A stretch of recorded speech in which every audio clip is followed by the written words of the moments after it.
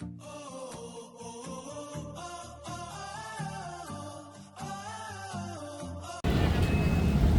Monday po sa ating lahat mga ka-joiners, mga kapwa ko Pasigueño. Maulang umaga po at tuloy po ang flag raising ceremony at ito po ay gaganapin sa loob ng Pasig Temporary City Hall.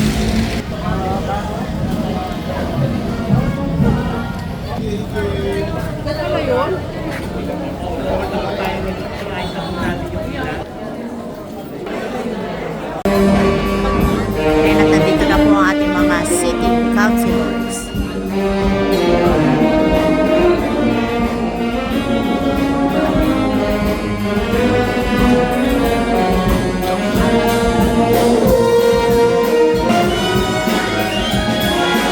At nandito na rin po ang ating Vice Mayor, Dudo Rizky.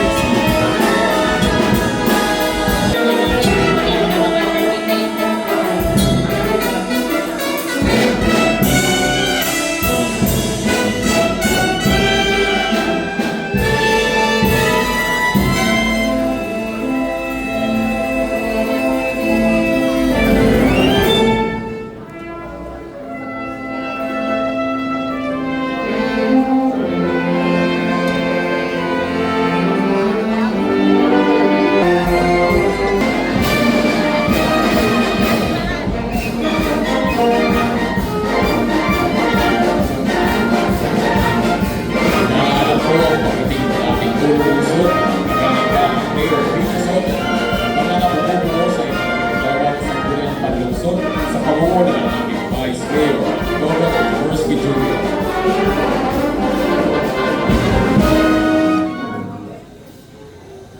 Magandang umaga po sa inyong lahat, mga kapwa kawani at mga pinuno ng iba't ibang tanggapan.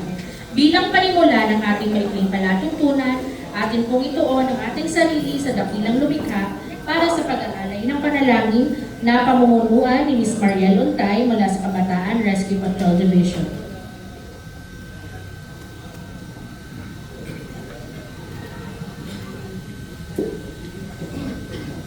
Magandang umaga po sa ating lahat. Inayayaan ko pong lahat na yumuko at sandaling manahimik upang tayo ay manalangin. Amang makapangyarihan at mapagmahal na Diyos, buong pagpapakumbaba kaming lumalapit sa iyong banal na presensya upang magbigay ng papuri at pusong pasasalamat. Kinikilala ka namin bilang aming dakilang lumikha, pinagmumulan ng buhay, karunungan at lakas. Maraming salamat po sa patuloy mong paggabay at pag-iingat sa aming lungsod, sa aming mga pamilya, at sa bawat lingkod bayan. Lubos din kami nagpapasalamat sa biyaya ng mabuting pamumuno na iyong pinagkakaloob sa pamilya upang magampanan niya ang kanyang tungkulin ng may katapatan at malasakit para sa kapakanan ng bawat Pasigueño.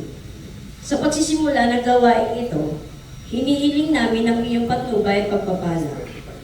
Naway maging makabuluhan at matagumpay. Ito ang aming dalangin sa ngalan ni Jesucristo, aming Panginoon. Salamat po, Binibining Mariel Untay. Inihiling namin humarap po tayo sa ating watawat ng Pilipinas. Ilagay natin ang ating kanang kamay sa kaliwang dibdib at awitin natin ng buong kanal ang lupang hinirang sa saliw ng musika ng Pasig City Symphonic Band. Mga kababayan, ang pambansang awit ng Pilipinas.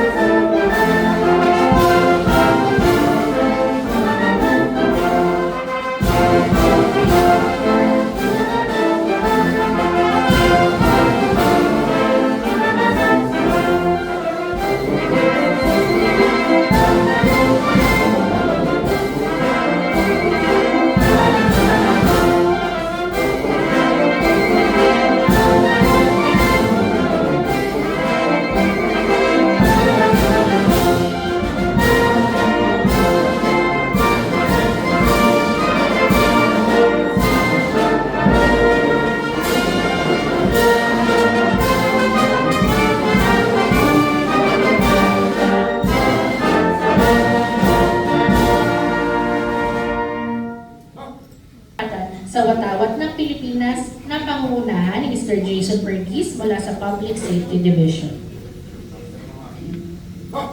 Taas po natin ang ating kanang kamay at sabay-sabay po natin bigkasin ang panunumpa ng katapatan sa watawat ng Pilipinas.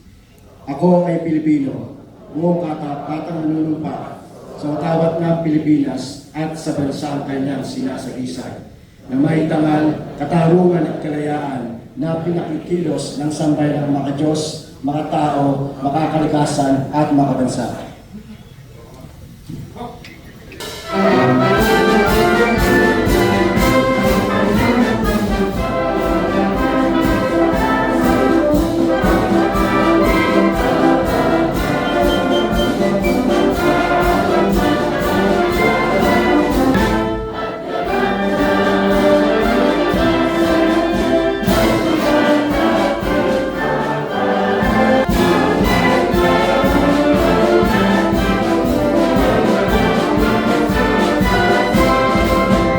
Para po sa panunumpa ng Lingkod Bayan na pangungunahan sa atin ni Speaker na Pinasco mula sa Bantay Pasig Division.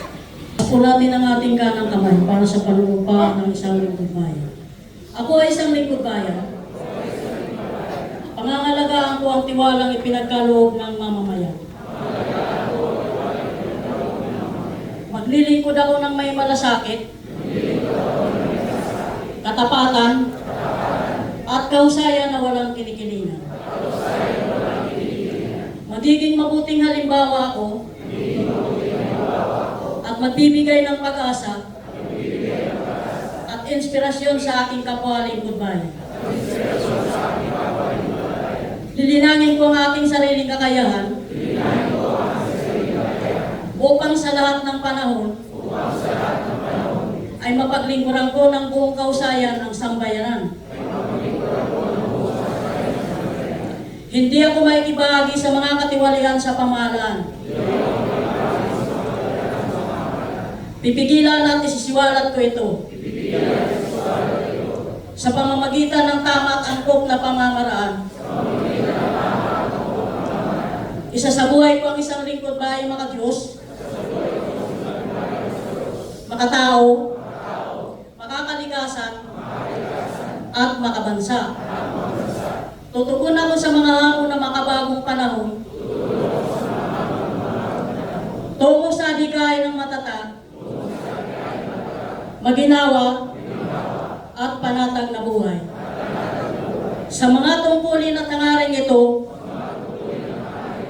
kasi halawa ako ng may kapal.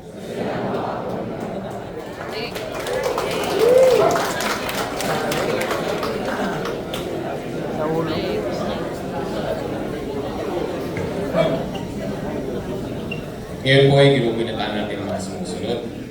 Farm Safety Month, Proclamation Number 115-A, Series of 1996. National Law Month, Proclamation Number 1761, Series of 1978. Buwan ng Wikang Pambansa, Proklamasyon bilang 104, Series of 1997. And National Electrification Awareness Month, Proclamation Number 1743, Series of 2009. Breastfeeding Awareness Month, Republic Act Number 10028 of 2010. History Month, Proclamation Number 339, Series of 2012. National Census Month, Proclamation Number 1031, Series of 2015. At on August 1, White Cane Safety Day, Republic Act Number 6759 of 1989. Family Planning Day, Proclamation Number 423, Series of 1994.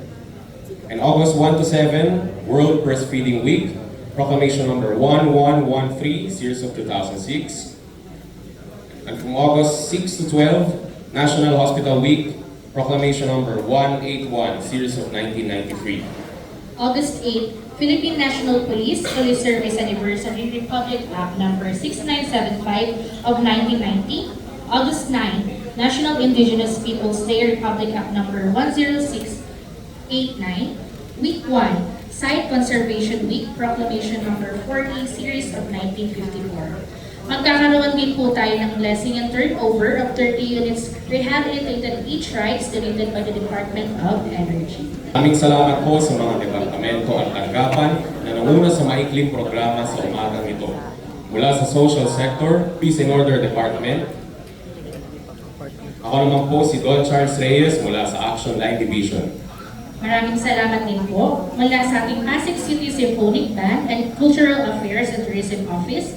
Ako naman po si Carla Era B. Anghoyo mula sa Administrative Kami ang naging guro sa palatuntunan ngayong umaga. Maraming salamat po. At sa pagkakataon pong ito, pakinggan natin ang mensahe ng ating Pulong Lungsod ng Pasig, mga kasama. Palakpakan po natin, Mayor Vico Soto.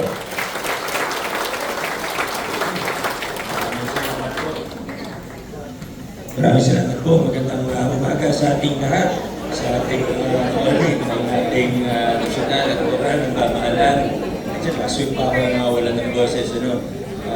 Vice Mayor Dodot, sa ating mga konsyal, sa ating host ngayong umaga, ang ating Peace and Order Department. Maraming salamat po sa inyo. Dapat sa susunod na Lunes, ganoon na rin po tayo, memorize na natin lahat ang ating pangungapa. Napakagaling. Sa ating transport, nasa ng CTDMO natin, nandun naman sila sa labas, nag-ready na po sila. Congratulations sa ating CTDMO. Hindi lang sa rehabilitated na e-trike, ito, malaking bagay din po yan. Kinabangan ng marami sa mga opisina na matagal na rin nag-request. Alam niyo naman ang instruction natin lagi kung pwede pang ipaayos, hindi naman ganun kamahal, yun yung priority natin sa bumili ng bago, di ba? Hindi lang sa sasakyan, kundi pati sa building. Ngayon po pinag-uusapan natin ang structural integrity ng ilan sa mga building natin, kasama na yung pwede na okay lang naman siguro sabihin, kasi safety naman ang pinag-uusapan natin, ang ating pamantasan yung dalawang building, pati yung BCGH, yung ilang building po doon, pinag-aaralan kung ano ba ang mas magandang gawin, kung retrofitting o bagong building. Ang standard pala ng sa nasyonal, pag nasa 60% o mas mababa yung cost ng retrofitting kumpara sa bagong building, ay pwede pang retrofitting. Yung nga lang, minsan ang hirap i-predict ng cost. Pag nagsimula kasi yung retrofitting, ayon sa mga engineer, minsan kung ano na yung nakikita o ano yung kailangan idagdag sa programa. So, naantay ko lang yung recommendation. Siyempre, makikinig tayo sa mga eksperto. Sa transport office naman po natin, ay ito po, again, congratulations. Nandito na yung 30 units natin. Hindi po ito bago, kundi bagong gawa. Ngayon, yung gusto ko lang po din banggitin yung carless Sundays natin sa Caroncio Avenue. Very successful yung relaunching natin kahapon. Napakaraming tao mula sa mga tindahan hanggang sa pink and ball, hanggang sa push bike. Nakakatuwa yung mga bata, 3 years old, 4 years old, nagpo-push bike na as early as 2 years old nga minsan eh. Ano pa bang meron doon? Yung bike lessons para sa all ages.